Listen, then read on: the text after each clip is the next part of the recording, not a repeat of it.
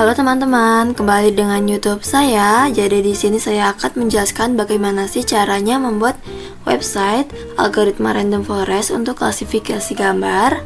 Nah, untuk topiknya saya di sini menggunakan topik klasifikasi jamur yang beracun dan tidak beracun. Jadi fungsinya website ini untuk melihat atau analisis gambar mana sih yang jamurnya bisa dimakan dan tidak bisa dimakan. Nah, di sini adalah struktur VS Code yang saya gunakan, yaitu bernama Mushroom app. Di sini ada dataset ya. Yang pertama, yang utama dataset sendiri saya cari menggunakan Kaggle. Di sana terdapat sekali gambar-gambar atau dataset yang saya akan gunakan, dan ini adalah dataset yang bisa jamur yang bisa dimakan atau gambar-gambar yang bisa jamur yang bisa dimakan, dan ini adalah gambar jamur yang tidak bisa dimakan, Poisonomus. Nah, untuk permodelannya saya menggunakan Train Model PY ya untuk meninstall modelnya.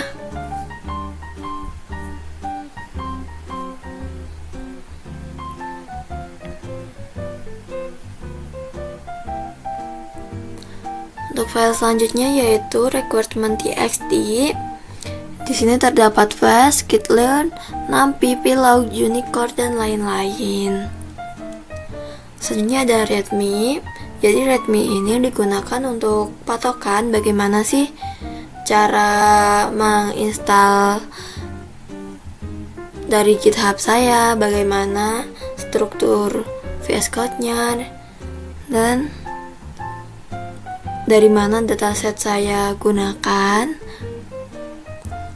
Nah, untuk file-file ini yang saya gunakan untuk deploy ke Railway.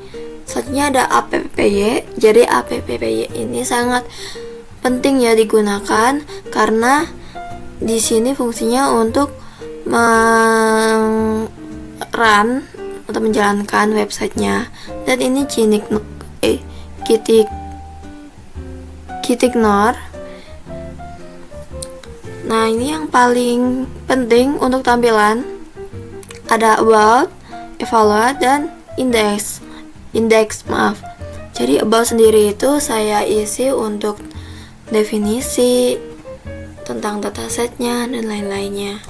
Dan evaluate ini di sini terdapat keterangan-keterangan juga ya, kayak 10 pixel yang terbaik di klasifikasi ini gitu. Dan untuk indeksnya ini sama aja kayak home-nya atau berandanya. Karena indeks sendiri ini saya gunakan untuk tampilan awal.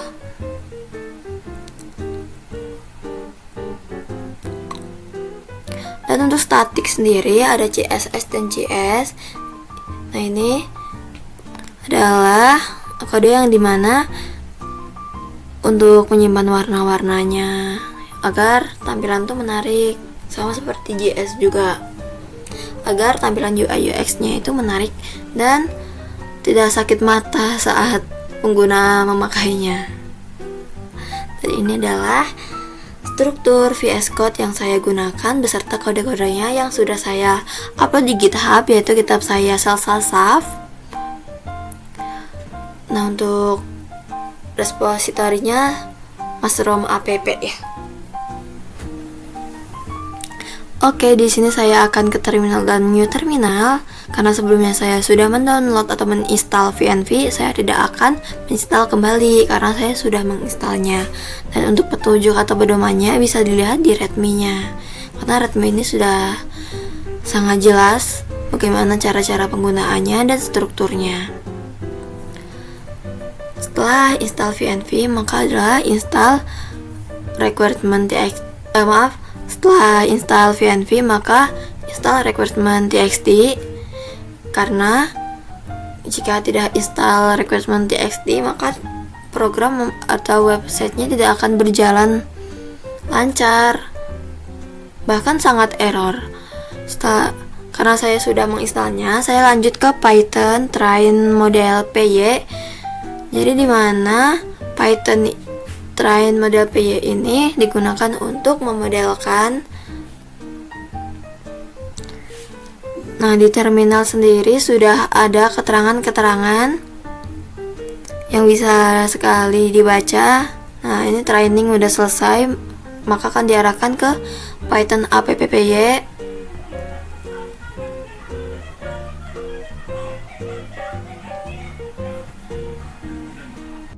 Setelah AppPY-nya berjalan, maka akan diarahkan menggunakan link.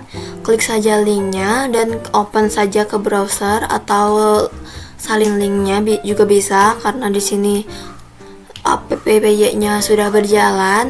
Maka saya akan menggunakan link yang sudah saya deploy di Railway dan sudah di custom deploy menggunakan MyID di itu web host. Nah, ini adalah custom MyID, yaitu namanya Mushroom AI MyID.